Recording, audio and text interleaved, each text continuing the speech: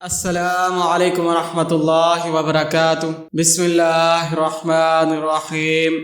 اللہ تبارک و تعالی نے اس کرۂ ارض پر جتنے بھی انبیاء اکرام مبعوث فرمائے ان میں سے کچھ اولو العزم پیغمبر بھی تھے۔ آج ہم آپ کو ثانیہ آدم کے بارے میں بتائیں گے کہ وہ ثانیہ آدم کون ہیں۔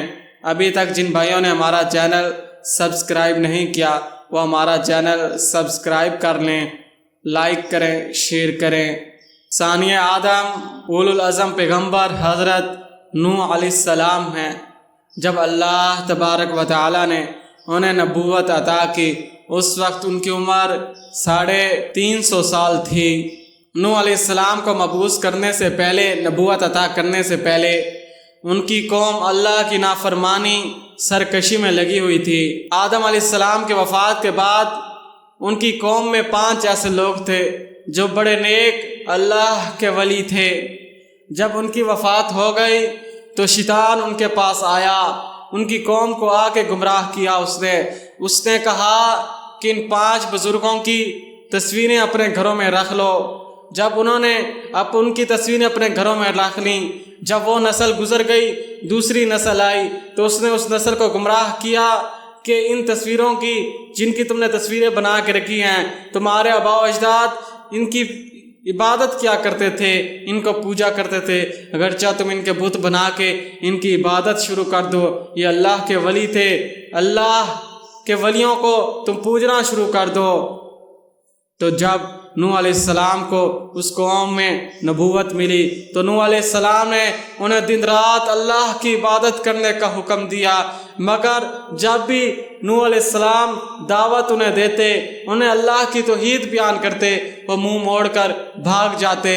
اگر انہیں یہ سننی پڑتی جب نوح علیہ السلام انہیں دعوت دیتے تو وہ اپنے کانوں کے اندر کپڑے ٹھونس لیا کرتے تھے، اپنے کانوں کے اندر انگلیاں ڈال دیا کرتے تھے تاکہ نوح علیہ السلام کی ہم دعوت نہ سن سکیں۔ نوح علیہ السلام نے دن رات ان کو دعوت دی، آدم قوم کے بڑے بڑے سرداروں کو اکٹھا کر کے دعوت دی، علیحدہ علیحدہ جا کر انہیں دعوت دی، مگر انہوں نے نوح علیہ السلام کی دعوت قبول کرنے سے انکار کر دیا۔ اور جو قوم کے بڑے سردار تھے انہوں نے اپنے ماتحتوں کو یہ کہا، تم کبھی بھی واد سوا، یغوث، یعوق، نصر کو نہ چھوڑنا، یہ تمہاری جتنی بھی تمہیں دعوت دے تم نے اپنے ان خداؤں کو ہرگز نہیں چھوڑنا۔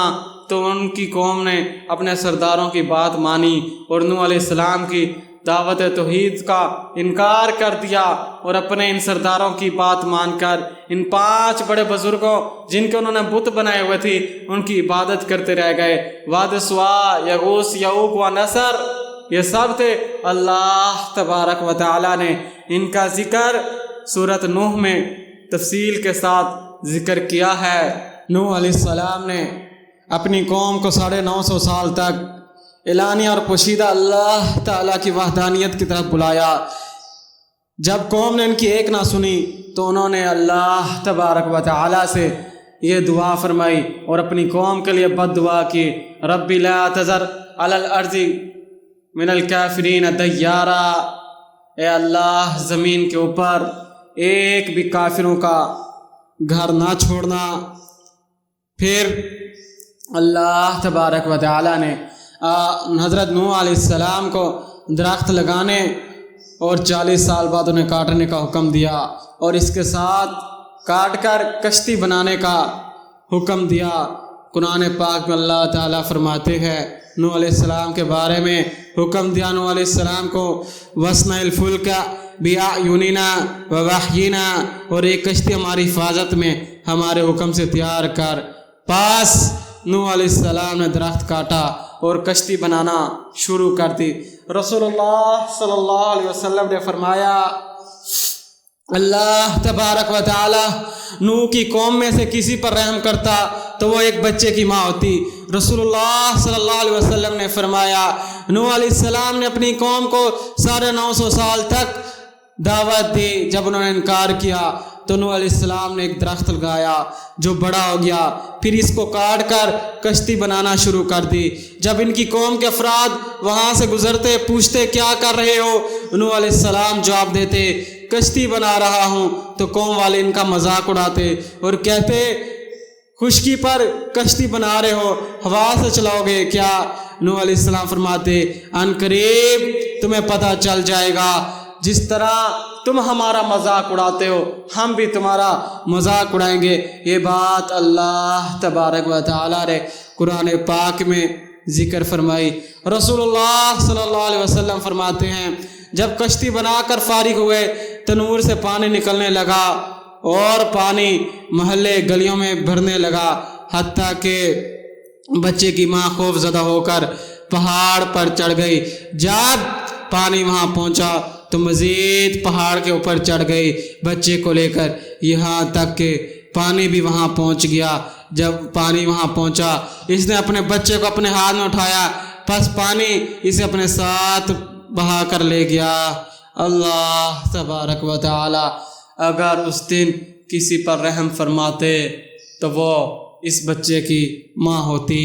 کشتی کی لمبائی 300 فٹ تھی اور چوڑائی 500 فٹ اور اس کی اونچائی 30 فٹ تھی، اور کشتی کے چوڑائی والے حصے میں دروازے لگائے گئے۔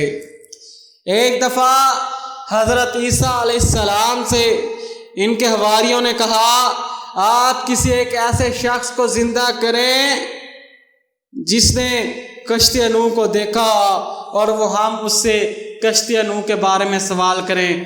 آپ کو یہ بات یاد رکھنی چاہیے میرے سامعین کو کہ حضرت عیسیٰ علیہ السلام اللہ تبارک و تعالیٰ کے حکم سے مردوں کو زندہ کیا کرتے تھے۔ بس عیسیٰ علیہ السلام نے اپنے پیروکاروں کے ہمراہ چلے، ایک نشیبی علاقے میں پہنچ گئے۔ وہاں پہنچ کر آپ نے زمین سے مٹی اٹھائی اور ان سے پوچھا کیا تم جانتے ہو یہ کیا ہے؟ تو انہوں نے جواب دیا اللہ کے رسول بہتر جانتے ہیں۔ پھر عیسیٰ نے کہا یہ حام بن نوح کی قبر ہے۔ اس کے بعد انہوں نے اس نشیبی جگہ پر اپنا عصا مارا اور کہا اللہ کے حکم سے کھڑا ہو جا۔ یہ کہتے ہی وہ نشیبی علاقہ پھٹا، اس میں سے ایک بوڑھا شخص اپنے سر سے مٹی جھاڑتے ہوئے اٹھا۔ حضرت عیسیٰ نے پوچھا تمہارا انتقال بڑھاپے کی عمر میں ہوا تھا؟ اس نے کہا نہیں، بلکہ میرا انتقال جوانی کی عمر میں ہوا تھا۔ میں نے یہ گمان کیا کہ قیامت قائم ہو گئی، اسی خوف سے میرے بال سفید ہو گئے۔ تو پھر ان سے اس کشتی کے بارے میں پوچھا گیا تو انہوں نے بتایا نوح علیہ السلام کی کشتی 1200 فٹ اور عرض 600 فٹ تھا۔ کشتی 3 منزلہ تھی، ایک منزل میں جانور، دوسرے میں انسان اور تیسرے میں فرشتے تھے۔ کشتی کے جس حصے میں جانوروں کو رکھا گیا تو اس میں گندگی غلاظت ہو گئی اس حصے میں، تو پھر نوح کو حکم دیا کہ وہ ہاتھی کی دم کو ہلائیں۔ جب انہوں نے ہاتھی کی دم کو ہلایا تو اس میں سوار اور جانور گر پڑے، تو گرنے کی وجہ سے انہوں نے غلاظت کو چاٹ لیا، اور جب چوہوں نے تباہی پھیلائی تو اللہ کے حکم سے شیر کی 2 آنکھوں کے درمیان ضرب لگائی تو شیر کے منہ سے بلی اور بلے نکلے، انہوں نے چوہوں کا صفایا کر دیا۔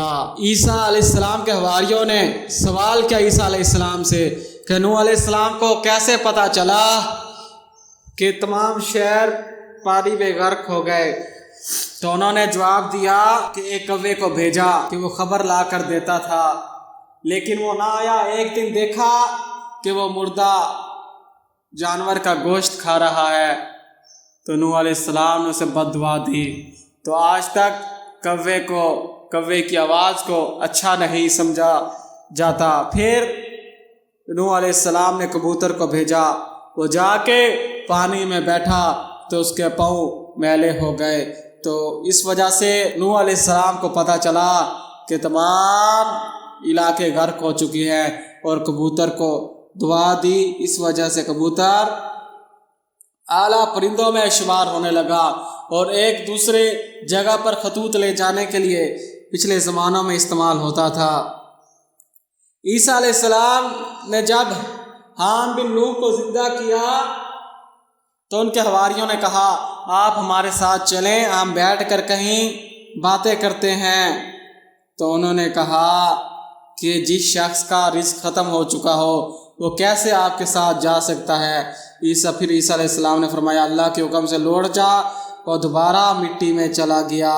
نوح علیہ السلام کی بد دعا کرنے سے پہلے نوح علیہ السلام کی قوم نے آپ کو اتنی تکلیفیں دی، اتنا پریشان کیا کہ آپ ان کی تکلیفوں کی وجہ سے بے ہوش ہو جایا کرتے تھے۔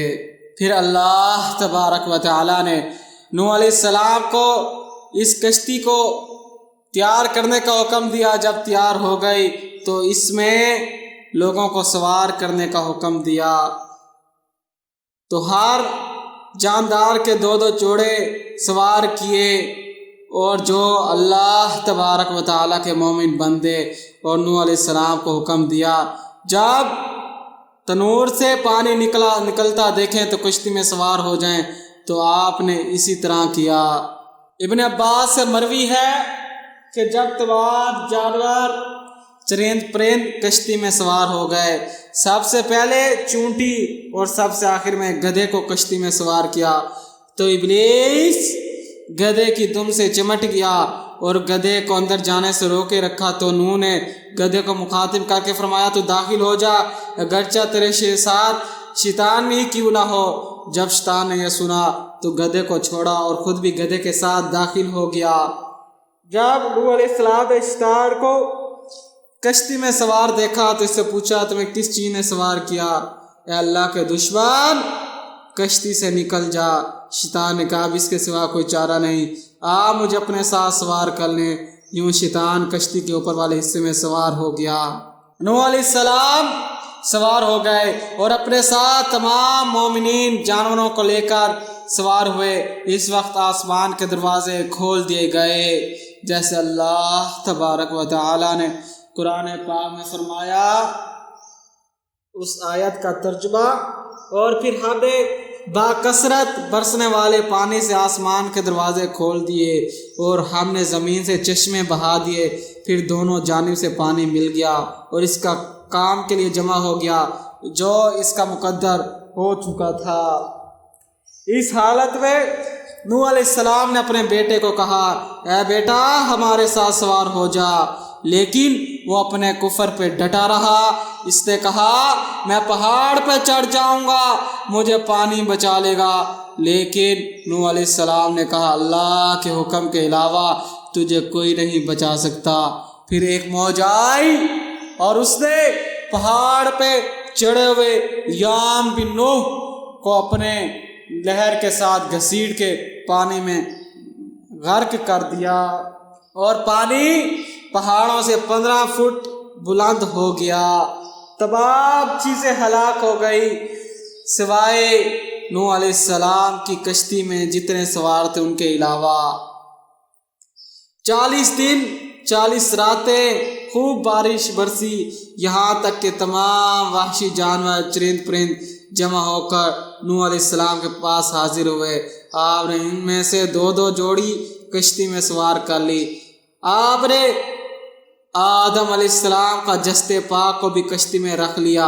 آپ کا جسد پاک اتنا بڑا تھا کہ عورتوں اور مردوں کے درمیان پردہ حائل ہو گیا۔ نوح علیہ السلام جب کشتی میں سوار ہوئے اس وقت رجب کی 10 تاریخ تھی، اور جب بارش کا پانی، آسمان کا پانی رک گیا، زمین کا پانی دوبارہ ختم ہو گیا، تو وہ تاریخ 10 محرم کی تھی۔ اس لیے لوگ عاشوراء کا روزہ رکھا کرتے تھے۔ اور وہ تنور جس سے سب سے پہلے پانی پھوٹا تھا وہ کوفہ کے ارد گرد ایک علاقہ تھا جس میں یہ تنور واقع تھا۔ نوح علیہ السلام کی کشتی میں کل 80 لوگ سوار ہوئے۔ اللہ تبارک و تعالی نے طوفان اس وقت نازل کیا جس وقت ان کی عمر 600 سال تھی، اور آدم علیہ السلام کو دنیا میں آنے کے 2000 سال بعد اللہ تبارک و تعالیٰ نے یہ طوفان بھیجا۔ کشتی جمعے کے دن عین مردہ کے مقام سے رجب کی 10 تاریخ کو چلی اور جودی پہاڑ پر 10 محرم کو رکی۔ جس وقت یہ کشتی بیت اللہ کے قریب پہنچی تو کشتی نے بیت اللہ کے گرد 7 چکر لگائے۔ پھر یہ کشتی یمن پہنچی اور وہاں سے پلٹ کر دنیا کا چکر لگایا۔ جس وقت عاشوراء کے دن کشتی سے نیچے اترے تو آپ نے لوگوں سے کہا تم میں سے جو روزے دار ہے وہ اپنا روزے کو مکمل کرے، اور جو روزے دار نہیں وہ روزہ رکھ لے۔ 10 رجب کو کشتی انہیں لے کر چلی اور 150 دن تک سفر تک کیا، اور پھر عاشوراء کے دن جودی پہاڑ پر رک گئی۔ تو علیہ السلام طوفان کے گزرنے کے 348 برس تک زندہ رہے، اور نوح علیہ السلام کی کل عمر 950 سال تھی۔ ابھی تک جن بھائیوں نے ہمارا چینل سبسکرائب نہیں کیا وہ ہمارا چینل سبسکرائب کریں، کمنٹس کریں، شیئر کریں، تاکہ آنے والی مستقبل میں زبردست ویڈیو سے مستفید ہو سکیں۔